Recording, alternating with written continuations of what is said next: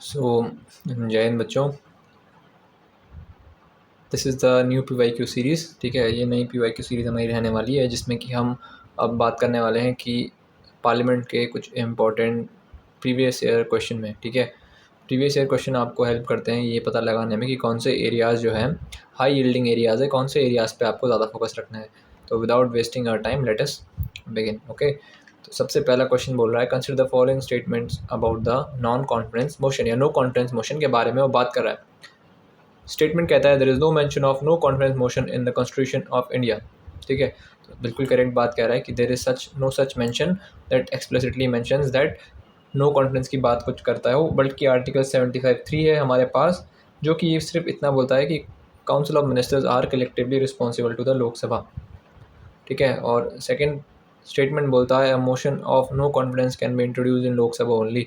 So this is also correct that a motion of no confidence can be introduced in Lok Sabha only because the Council of Minister are directly they are responsible to the Lok Sabha. Okay, तो ये दोनों statement यहाँ पे सही हो जाते हैं। अगली बात बोलता है the Rajya Sabha has no power to either reject और अमेंड अ मनी बिल। ठीक है, तो सही बात है। जो मनी बिल वाला केस है उसमें जो लोकसभा के पास है वो एक्सक्लूसिव पावर्स हैं और राज्यसभा जो है उसको ना रिजेक्ट कर सकता है ना अमेंड कर सकता है। अगला बोलता है राज्यसभा के not vote on demand for grants. ये भी सही बात है। डिमांड फॉर ग्रांट्स क्या होती है? अलग अलग किस्म की ग्रांट्स होती है, प्रोसीजर्स होते हैं जिसके लिए राज्यसभा को किसी भी किस्म का पावर नहीं है।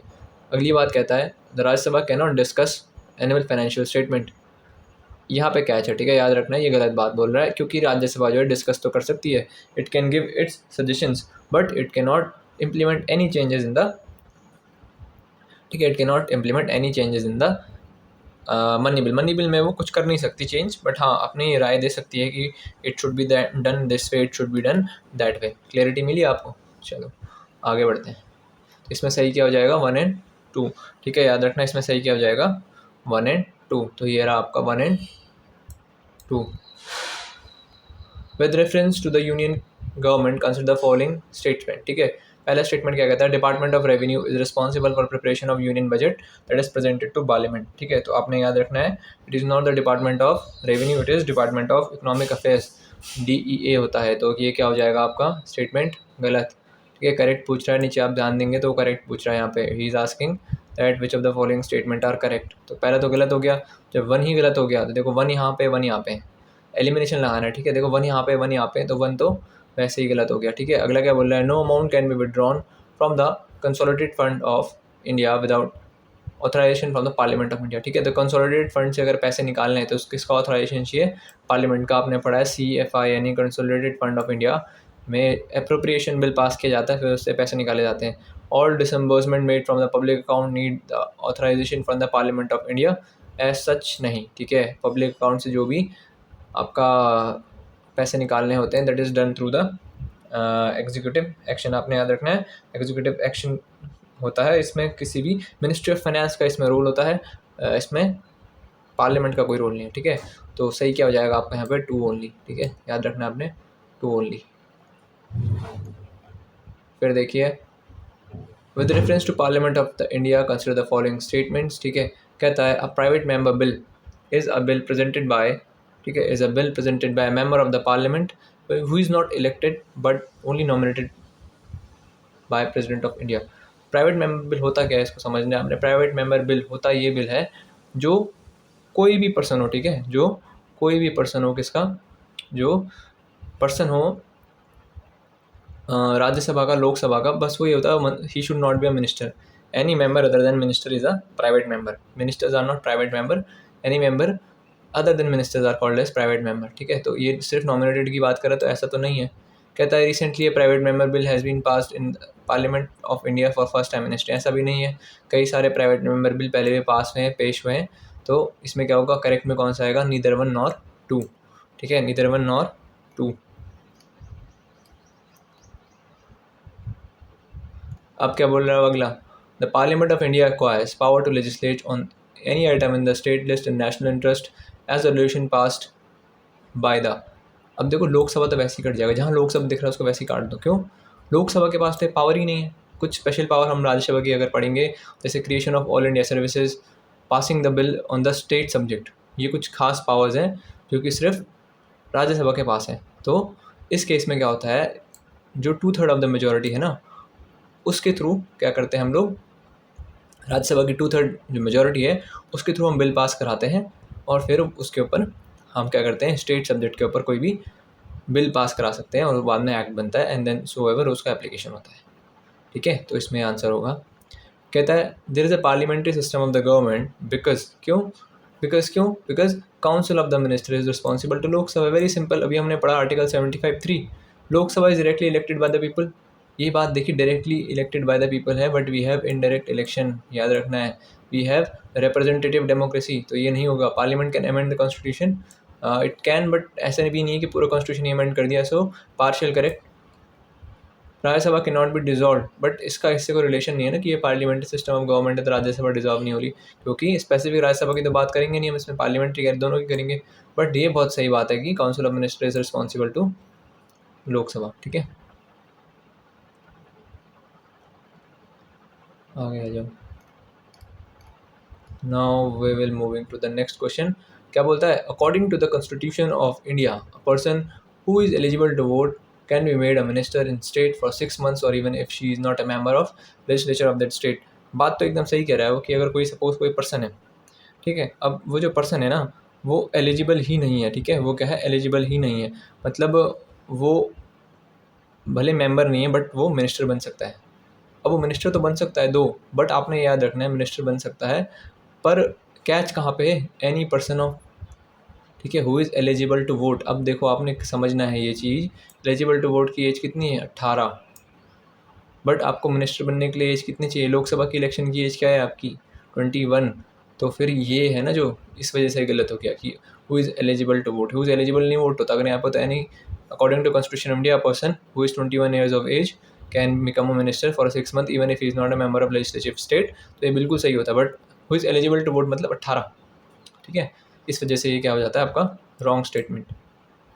According to Representation of People Act, a person convicted of a criminal offence and sentences to imprisonment for 5 years is permanently disqualified from contesting an election after his release from prison। ये भी गलत है। RPI representation of people act याद रखना है, ये पास हुआ है, इसमें कुछ बातें लिखी गई है जो कि आपको स्पेसिफिकली बताती है किस बारे में, उस बारे में कि कुछ रूल्स तो नॉर्मली हैं ही, ये इसको इनैक्ट किया गया है ताकि जो बिजनेस ऑफ द पार्लियामेंट है उसको ढंग से मैनेज किया जा सके। अभी आप खुद सोचो यार, ये नेता वेता कितने उल्टे काम, कभी अपने ऐसा लॉ बनाएंगे कि जो लोग गलत काम कर रहे हो हमेशा के लिए बैन हो जाए, नहीं, 6 साल का बैन होता है, 6 years। ठीक है, ठीक है, इसमें ऐसा नहीं है 6, इसमें लिखा है ना हमेशा के लिए, नो। ठीक है, तो परमानेंटली नहीं होता, 6 years के लिए होता है बस, तो ये भी गलत है। तो स्टेटमेंट कौन सा सही होंगे इसमें, नीदर वन नॉट टू। ठीक है, नीदर वन नॉट टू।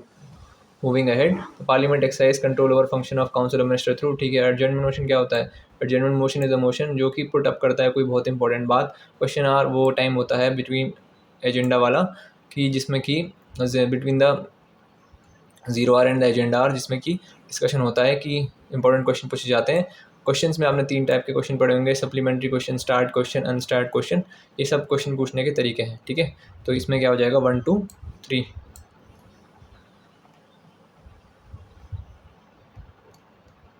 फिर इसमें आ जाइए, the main advantage of parliamentary form of government is that. क्या है भाई मेन एडवांटेज, आपने लिखा है ना, पार्लियामेंट्री सिस्टम क्या होता है, रिस्पॉन्सिबल होता है। तो रिस्पॉन्सिबल वर्ड कहाँ यूज हो रहा है, सीधा, the executive remain responsible to legislature. ठीक है, for the election to Lok Sabha nomination can be filed by किसके थ्रू, anyone residing in India. Is it so, anyone residing India में तो सब आ जाएंगे, फॉरनर्स, NRI, सारे लोग, तो एनी तो नहीं होगा। एनी सिटीजन ऑफ इंडिया, ये भी नहीं होगा। एनी सिटीजन क्या होता है, फिर resident of constituency from which election is to be contestant. देखो ये भी ज़रूरी नहीं है। अब जिससे सपोज नरेंद्र मोदी का एग्जांपल ले लो आप, प्राइम मिनिस्टर का, तो हमारे वो है कहाँ के, गुजरात के हैं, बट रेजिडेंट कहाँ के, गुजरात के हैं, बट वो वाराणसी सीट से वो एज ए MP हैं, तो ये भी नहीं होगा। As any citizen of India whose name appears in the electoral roll of a constituency. आपका नाम कहीं भी हो, आप अदर जगह से भी सीट से चुनाव लड़ सकते हैं। ठीक है, क्लियरिटी है। इसमें सही स्टेटमेंट कौन सा होगा, ये वाला, C वाला। ठीक है, अगला क्या बोल रहा है, regarding which of the following money bill is not correct. Money bill, अब देखो आप मनी बिल उसने कितनी बार पूछ लिया, तो मनी बिल क्या है, ज़रूरी हो गया ना। ऐसे ही आपको PY के आपको हाई यील्डिंग टॉपिक पता चलते हैं। ठीक है, A bill shall be deemed to be money bill if it contain any provision relating to imposition, abolition, remission, alteration or regulation of any tax. सही है. Money bill has provisions for custody of consolidated fund of India और contingency fund of India. देखो contingency नाम से समझो, contingency, ठीक है. Contingency जो है ना, उसका अर्थ क्या होता है? कंटिजेंसी का मतलब होता है कोई अनफॉर्सिन सिचुएशन आ गई, वॉर आ गया, कुछ आ गया, आपका नेचुरल कैलेमिटी आ गई, तो क्या आप वेट करोगे कि आप बिल पास करो और फिर वो पैसा नहीं खींचो बाहर? नहीं. तो इसलिए इसमें कंटिजेंसी फंड जो है वो गलत है. ये सही है, CFI एकदम सही है, कंसोलिडेटेड फंड, बट और भी लिख दिया ना साथ में, इस वजह से ये स्टेटमेंट आपका गलत हो जाएगा. अ money bill is concern with the appropriation of the contingency fund of India. ठीक है, ये देखो, a money bill is concerned with the appropriation of the money out of the contingency fund. ये जो सी स्टेटमेंट है इसमें भी बोल रहा है कि money bill is concern with the appropriation of money bill out of contingency fund of India. गलत तो ये भी है, ठीक है, होना तो ये भी गलत चाहिए. देखो ये और बोल रहा है ना, तो और में तो दोनों आएगा, या तो ये या तो ये, बट एक्चुअल में कंटिजेंसी से नहीं होता. ठीक है, और लास्ट कहता है money bill deals with the regulation of borrowing of money और any giving of any guarantee by government. ये भी सही है, बट जो UPSC है उसने अपनी आंसर की में इस स्टेटमेंट को गलत माना है, इस वाले को, सी वाले को. ठीक है, बट देखो वैसे बी भी गलत ही है, बट अगर आप देखो कंटिजेंसी तो उससे तो बिल्कुल नहीं होता, जैसे मैंने समझा आपको, क्योंकि कंटिजेंसी तो जो फंड है वो तुरंत चाहिए, एकदम चाहिए, अनफॉर्सिन सिचुएशन के लिए चाहिए. तो उस सिचुएशन में इतना टाइम नहीं होता है कि आप बिल पास करो, आप मनी बिल पेश करो. ठीक है, इसलिए इस वजह से कहता है विच of the following is the largest committee of the parliament. Simple है, कमेटी ऑफ एस्टिमेट्स. अभी इसको यहीं पे डिस्कस कर लेते हैं. देखो 3 कमेटी है, आपने ध्यान देना है, important. Committee on public undertaking, committee on public accounts और कमेटी ऑन एस्टिमेट्स. इसमें कमेटी ऑफ एस्टिमेट्स की एक और खासियत ये है कि इसमें सारे लोग कहाँ से होते हैं? लोकसभा से होते हैं, राज्यसभा से कोई नहीं होता. बाकी दोनों से होते हैं, लोकसभा से, राज्यसभा से. लोकसभा से 15 मेंबर्स होते हैं और उससे राज्यसभा से 7 मेंबर होते हैं. ठीक है, और टोटल बनता है 22. ठीक है, उसके अलावा कमेटी ऑन पब्लिक अकाउंट्स का काम क्या होता है? कमेटी ऑन पब्लिक अकाउंट्स का काम होता है CAG की जो रिपोर्ट होती है उसको एग्जामिन करना, और जो इसमें CAG की रिपोर्ट को एग्जामिन करते हैं वो लोग, और इसमें जो आपके हेड होते हैं, यानी जो उसके कमेटी के प्रेसिडेंट होते हैं या हेड होते हैं, वो अक्सर अपोजिशन के बंदे होते हैं. ठीक है, he is a person from the opposition and must be from Lok Sabha. Similar goes with the committee on public undertaking. ये क्या करती है कि जो जितनी भी PSUs है, सरकारी कंपनी है, उनमें काम धाम बिजनेस सही से चल रहा है, उनका काम जो है अच्छे से चल रहा है, वर्किंग, उसको ये देखती है. और इसमें भी सेम होता है, 15-7 का इसमें रेशियो होता है. और इसको, ठीक है, इसको जो होता है इसका भी सेम होता है कि वो जो पर्सन होते हैं वो सबके, इन जितनी भी कमेटी मैंने बताई, इन सबके पर्सन को कौन चुनता है? ठीक है, तो इनको कौन चुनते हैं? इनको चुनते बेटा स्पीकर वो पर्सन होते हैं जो इसको चुनते हैं, इनके जो भी आपके हेड होते हैं या इनके जो भी प्रेसिडेंट होते हैं. अब आगे देखो, when a bill is refer to joint sitting. अब ज्वाइंट सीटिंग की 3 बातें आपको याद रखनी हमेशा. एक तो जो ज्वाइंट सीटिंग होती है उसके लिए कोई प्रायर कंसेंट नहीं चाहिए होता है. ठीक है, प्रायर कंसेंट नहीं चाहिए होता है ज्वाइंट सीटिंग के लिए. ठीक है, प्रायर कंसेंट नहीं चाहिए होता है, और केस अलग अलग होते हैं. सपोज़ अभी वो केस हम आगे बढ़ेंगे, फिलहाल आपने इतना समझना है, प्रायर कंसेंट नहीं चाहिए होता है. और क्या होता है? सिंपल मेजॉरिटी लगती है अगर वो नॉर्मल बिल है. ठीक है, if it is a normal bill, तो ऑर्डिनरी बिल के केसेस में जॉइंट सीटिंग में कोई किस्म की प्रायर कंसेंट नहीं लगती है, और उसके बाद क्या होता है, सिंपल मेजॉरिटी से ही वो पास हो जाता है. तो इसमें आंसर क्या हो जाएगा? ए. अब देखो ये और ये तो अपने आप गलत हो गया. 3/4 जैसे तो कुछ होता ही नहीं है. फिर देखो स्पेशल मेजॉरिटी जो होती है उसी के अलग 2 टाइप बनते हैं, फिर एब्सोल्यूट मेजॉरिटी और 2/3 मेजॉरिटी. ये स्पेशल मेजॉरिटी के अंदर ही आता है. तो आंसर क्या हो जाएगा आपका? Simple majority. कहता है executive power of the union is vested with the prime minister. No, wrong. All the actions are taken in the name of president of India under his seal, under his warrant. Okay, prime minister is ex office chairman of civil services board. Correct. तो सही क्या हो जाएगा इसमें? 2 only. Clear है?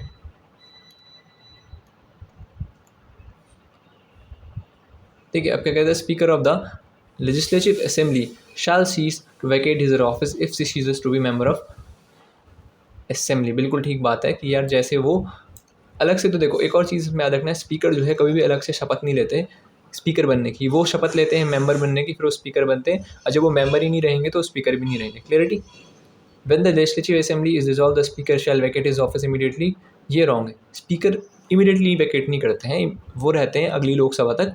फिर क्या होता है? फिर स्पीकर प्रोटेम स्पीकर चुना जाता है, जो कि बनते हैं senior most member of the newly elected parliament या लोकसभा, और फिर वो क्या करते हैं, सबको शपथ दिलाते हैं वो स्पीकर प्रोटेम, और उसके बाद एक नए परमानेंट स्पीकर का चुनाव होता है। ठीक है, इतनी क्लैरिटी है, तो ऐसा प्रोसीजर होता है। तो सही क्या हो जाएगा इसमें, वन ओनली। ठीक है, तो this was all about your part 1 of PYQs that are based on the parliament.